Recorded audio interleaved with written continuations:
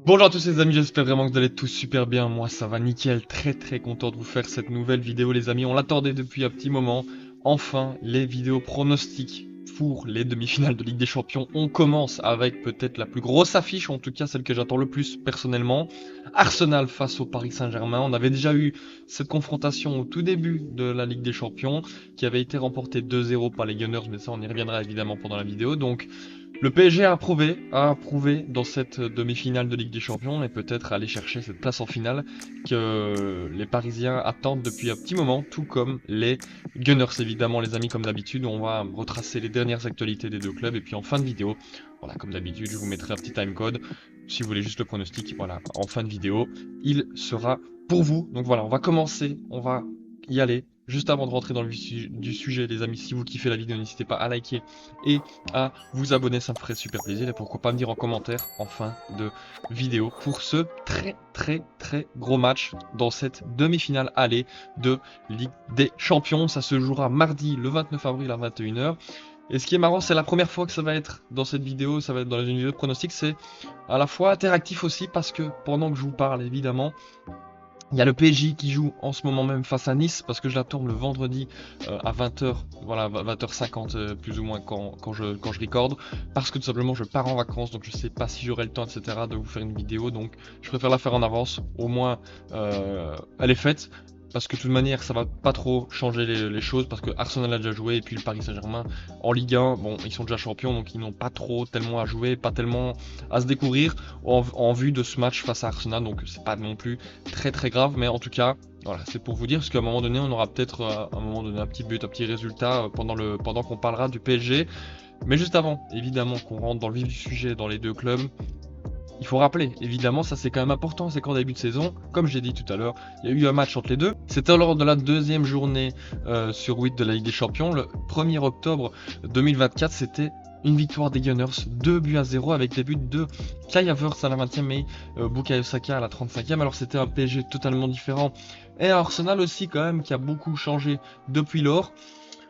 Voilà, il y a eu beaucoup de changements, comme j'ai dit, surtout du côté du Paris Saint-Germain. On connaît voilà qu'il y a eu ce déclic à peu près un petit mois, voire 2 mois après ce match-ci. C'était face à Manchester City, c'était pas le même PSG. Il y avait eu beaucoup d'erreurs individuelles lors de ce match et Arsenal avait su en profiter. Voilà, on espère évidemment un tout autre dénouement pour ce match, pour voilà éviter de tuer le suspense avant le match retour, même si ça va être compliqué, ça c'est quand même à noter, évidemment, parce que le match retour sera au Parc des Princes. On a vu que lors de ces quarts de finale, le match retour sera très important. Voilà, le lieu où se joue ce match retour, là, ça va être pour les Parisiens cette fois-ci, après 2 fois un déplacement lors de la manche retour, une fois face à Liverpool et une fois face à Aston Villa. Là maintenant, c'est à leur tour, donc c'est à eux de faire la différence et pas trop encaisser lors du match aller. Voilà, si rapidement les stats, c'est vrai que voilà, Arsenal avait été très efficace, le PSG avait eu la possession, mais Arsenal avait été beaucoup plus efficace, beaucoup plus prompt devant le but et avait réussi à inscrire 2 buts pendant que le PSG avait toujours cette pénurie de buts en Ligue des Champions. Les amis, on commence évidemment avec les Gunners parce que voilà, le match se joue à l'Emirates lors de cette manche aller et Arsenal est plein de confiance.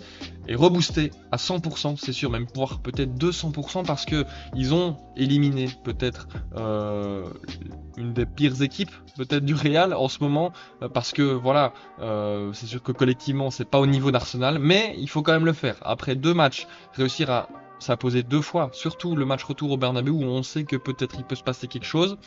Et pourtant Arsenal a résisté, Arsenal s'est même imposé. D'abord, ils ont inscrit le premier but grâce à Saka à la 65e. Puis Vinicius Junior sur un superbe pressing qui donnera peut-être des idées aux Parisiens sur Saliba. Vient inscrire un petit but Vinicius qui vient peut-être relancer la machine, etc. Mais finalement Arsenal a été tellement meilleur que voilà, rien ne s'est passé de plus. Martinelli a même marqué le but vainqueur à la 90+3 d'un superbe effort. D'ailleurs, ça c'est quand même beau que de voir qu'à la 90+3, il est toujours aussi lucide. Ça c'est plutôt positif et ça montre aussi que physiquement, ils sont très bons, les Gunners, jusqu'à la dernière minute. Ça, c'est quand même un point positif aussi avant d'affronter un PSG qui va, à mon avis, être très intensif. Donc, il va falloir résister à tout ça. Dernièrement, c'est vrai qu'en première ligue, c'est pas là non plus, voilà, ils sont pas autant confiants qu'en Ligue des Champions. Ils n'ont pas en tout cas tout ce qu'ils peuvent montrer parce qu'il y a eu un nouveau partage face à Crystal Palace. Pourtant, ils avaient bien commencé en marquant le premier but à la 3e minute grâce à Kivior.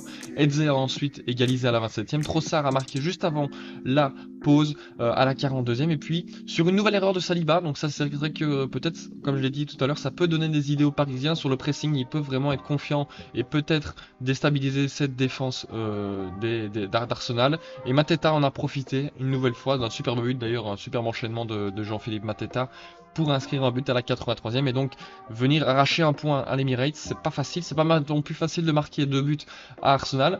Donc ça va être vraiment un match très très intense, très très cool, je pense, à ce Arsenal PSG, parce qu'on aura droit à de très très belles choses et un match tactique très très intéressant.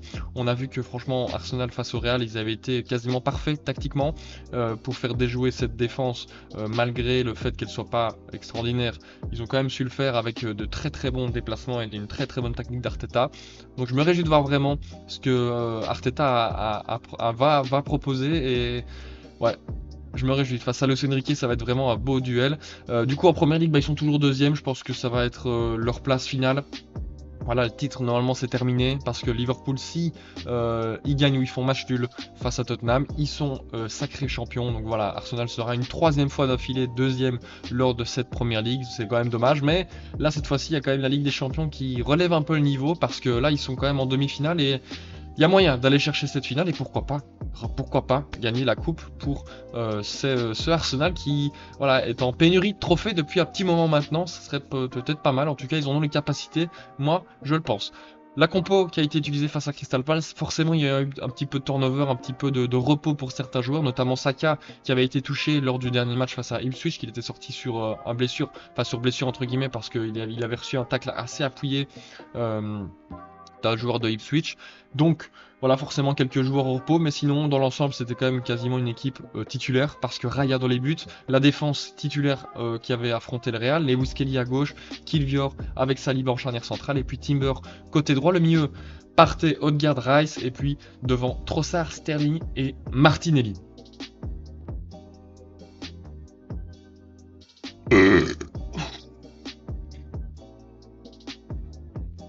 Avec sur le banc des joueurs comme Neto, Kieran Tierney d'ailleurs qui est rentré, Zinchenko, après c'est des joueurs un petit peu plus jeunes, ça que je connais pas et j'ai pas envie d'écorcher leur nom, mais sinon il y avait Nwaneri aussi qui est rentré, et Saka, donc voilà, il y a certains blessés du côté d'Arsenal, ça c'est vrai que c'est peut-être le point négatif, mais en attendant, ils arrivent quand même à tirer profit des joueurs qu'ils ont. Saka et Calafiori étaient incertains pour ce match face à Crystal Palace, on a vu que Saka était sur le banc et est même rentré, donc peut-être que Calafiori n'était pas là, certes, mais peut-être qu'il sera là pour le match face au PSG. C'est quand même un bon renfort défensivement, on sait jamais, hein, ça peut être une option pour Arteta, même si la blessure de Calafiori a fait le bonheur d'un certain Lewis Kelly qui s'est révélé à ce poste de défenseur gauche, mais pas que, on le sait bien qu'il aime bien se déplacer dans ce milieu de terrain. Évidemment on ira revoir un petit peu tous les déplacements d'Arsenal, comme je l'avais déjà fait lors des 2 vidéos débrief des matchs face à Arsenal où j'avais déjà analysé etc. Leurs prestations. Alors on le reverra quand on verra les compos, mais c'est vrai qu'il y a quelques blessés, Jorginho, Gabriel tout récemment, Kai Havertz qu'on avait vu, hein, qui avait affronté le PSG lors de la victoire 2-0 et là qui n'est plus là, Gabriel Jesus également, tout comme Tomiyasu. Donc voilà, on connaît dernièrement le jeu de Arsenal. Est-ce qu'ils vont garder la même philosophie de jeu?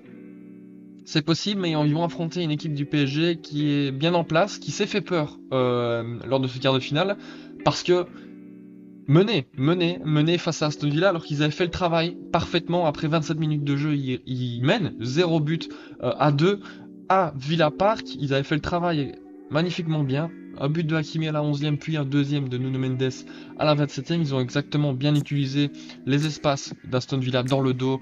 Forcément, Aston Villa qui devait remonter après le 3-1 du PSG. D'ailleurs, ça a fait du bien ce 3e but en plus de Nuno Mendes à l'aller, parce que sinon, c'est vrai qu'il y a une grosse pression. Il y a eu une grosse pression dans le rectangle parisien, parce que ça a fait quasiment...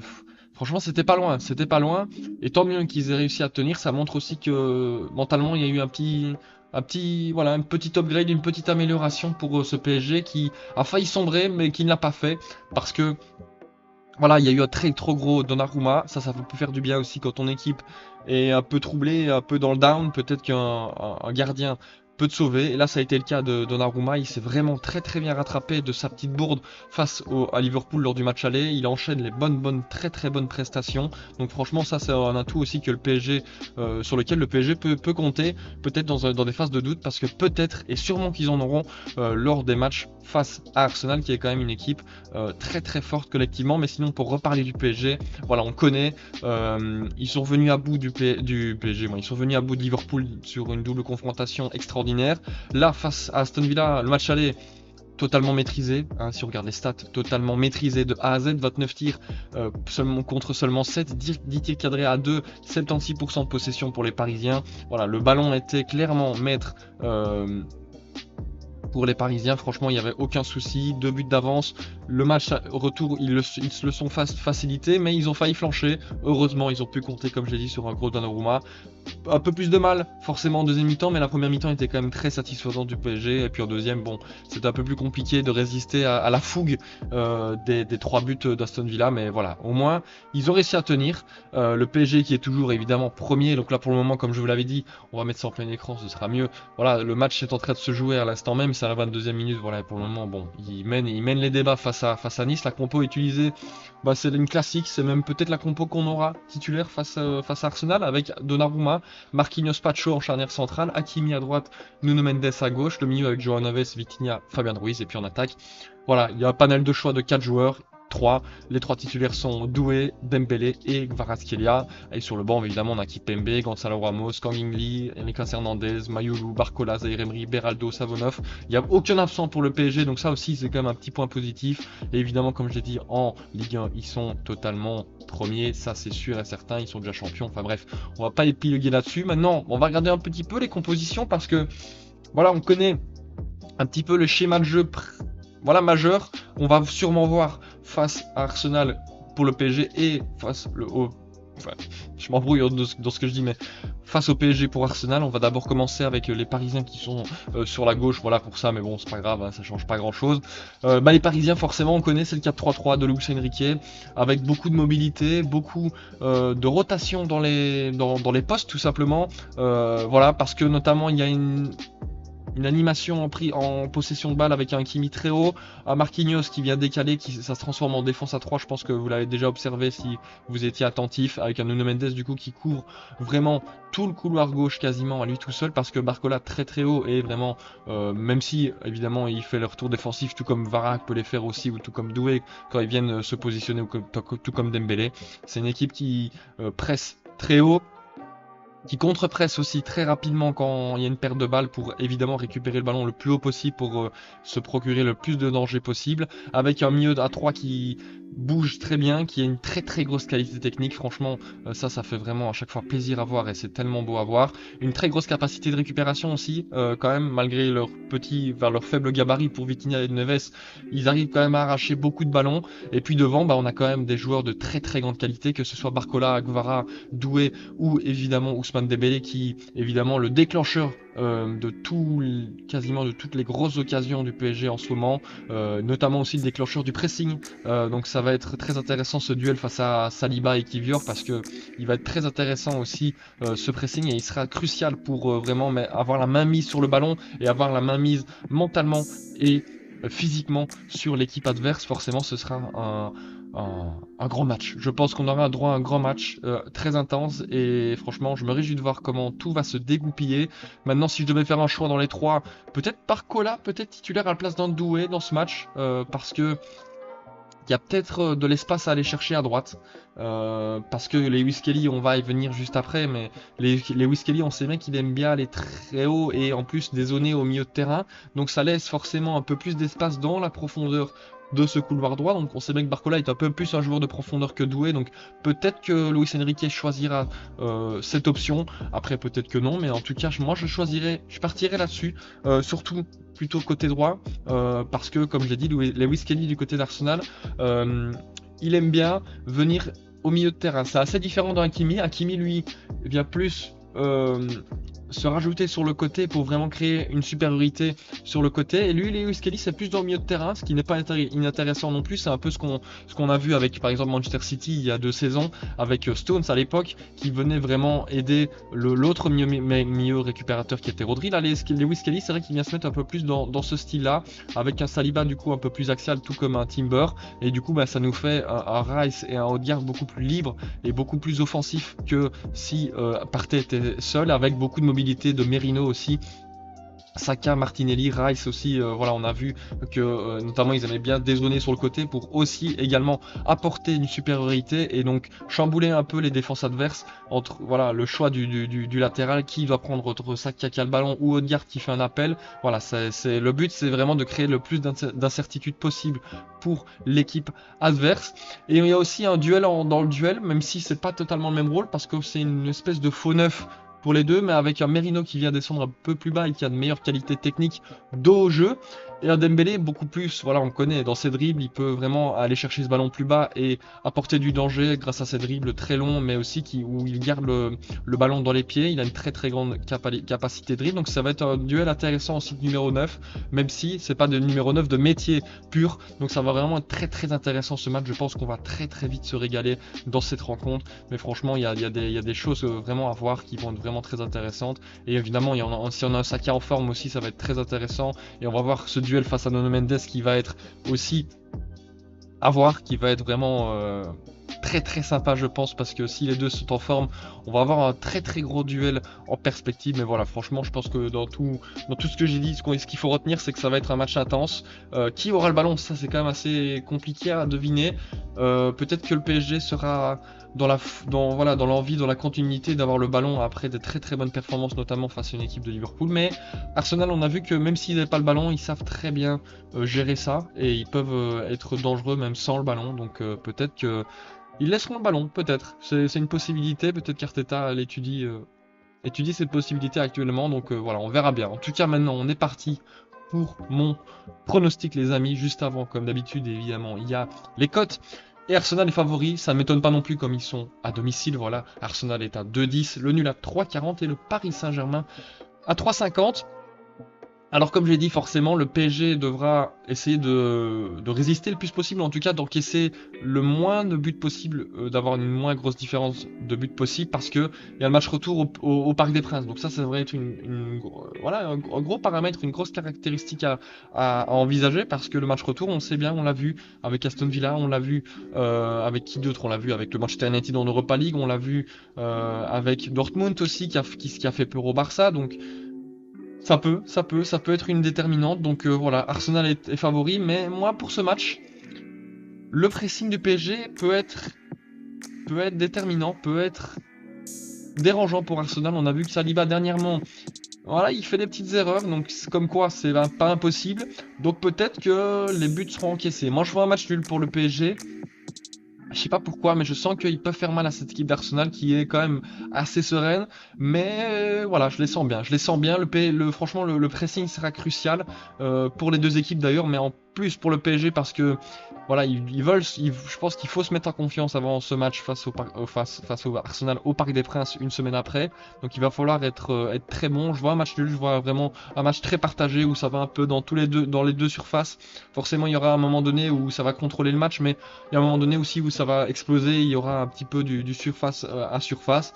Et donc là, peut-être que ça, à un moment donné, ça va se découvrir et peut-être qu'il y aura des buts inscrits. Je vois un match nul, que ce soit 1-1, mais je pense plus un 2-2 parce que Arsenal va vouloir forcément pousser, forcément parce que le match retour se joue au Parc des Princes, donc ils voudront avoir le plus de buts possible à leur avantage. Donc voilà, je vois peut-être un 2-2 avec des buts de Saka qui tire les pénaux, notamment, même s'il n'a pas très bien tiré face au Real Madrid. C'est lui qui les tire, mais aussi il est quand même toujours dangereux. Saka, dès qu'il a le ballon, c'est assez dingue et c'est assez difficile de lui prendre le ballon. On sait bien qu'il a un pied gauche redoutable. J'ai mis Merino aussi pour Arsenal parce que voilà, la capacité d'Arsenal aussi, c'est aller chercher des ballons sur les côtés, de provoquer, de centrer en retrait.